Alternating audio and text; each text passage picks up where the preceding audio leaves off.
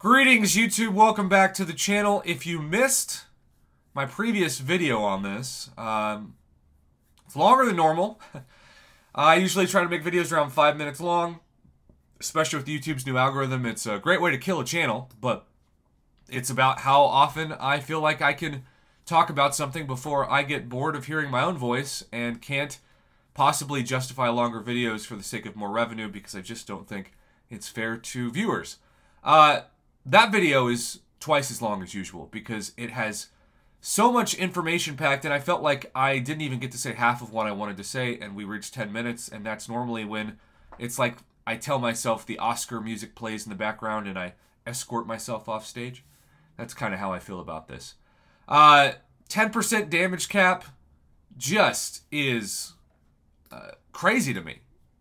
You're going to punish the people who are the best at this game that might not be taking 1% of damage by just taking out all their health once that 10% cap hits, even if there's time left in the 3-minute timer.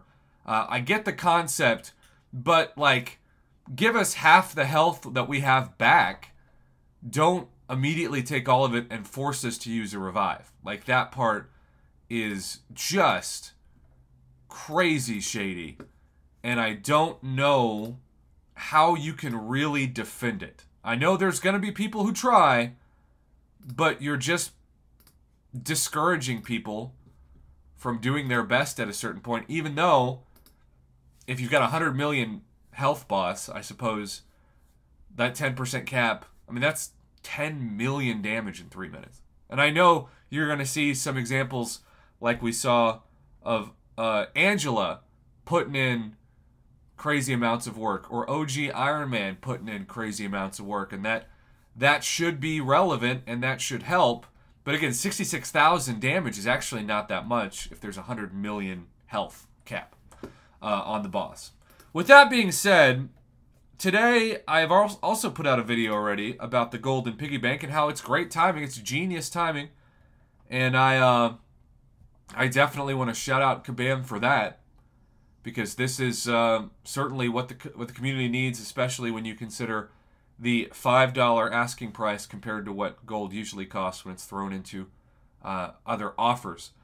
But I did want to say, because this might be the last time that I get to show off my attempt at map 8, I did reverse controls, path, which I'm terrible at. I got a little bit better toward the end. Hercules' awakened ability obviously helps, especially when you combine an unstoppable and unblockable. I guess I shouldn't say unstoppable. Unblockable special too. Even with the inverse controls, just make sure they're close. Put up 7 million points. Shout out to BG3 in my alliance. Got 100% of the map 8 complete. That's really difficult to do, and yet they didn't. That's just crazy to me. But I wanted to say that map 8 used to be something that I never even thought about attempting, and I know that my roster has ascended. I have rank 3, 7-star Hulk, which almost no one has. 6-star, rank 6, technically ascended Hercules, which a lot of people have, but he's still the best champion in the game. And then ascended 6-star Nick Fury. So, you know, if you're going into map 8 with like rank 3 and rank 4 6 stars, or rank 1 7 stars, yeah, it's going to be much more difficult because your health and your attack are going to be lower. But I want to say, like, shout out to my man Nick Pablo. He wiped the floor with me, and then I haven't lost since. I still don't love this meta, but I've figured it out, you know? I've won 7 in a row. I lost 2 of 3 right here. And again, Nick just swept me, at least against IM F5, F5. I got to 3 rounds. If I lose and it's 3 rounds, I'm cool with it, but I don't want to get swept. But after that, I just, I got pushed to 3 rounds twice from God or Daigoo, and Rusty529. Shout out to you both. Love the Necropolis profile picture, too. Anyhow, Battlegrounds, I still don't enjoy. I'm not a fan of. But it has forced me to conquer my fears of map 8.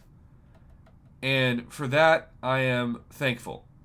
Battlegrounds has given me a chance to just believe in myself more than I did before.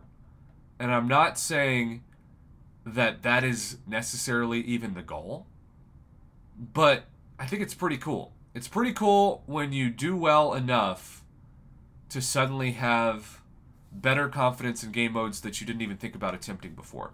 And I think Kabam deserves credit for that, and I don't think that I would be doing my job on this channel if I just ignored giving them that credit in a video.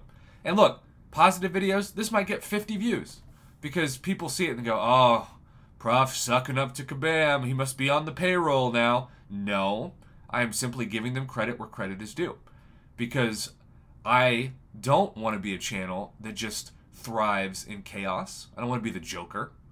I want to be somebody who calls out BS, like the 10% damage cap that I truly believe is BS, but also praises worthy pro player moves, and I do think the Golden Piggy Bank this weekend is one of those pro player moves. So, YouTube, that is my feedback for this video today. I appreciate everybody's feedback as well into the channel. It's been an amazing start to the channel. We've had so many people on the live streams commenting. Several people have never donated before, donated to my channel. My channel? Really? This guy?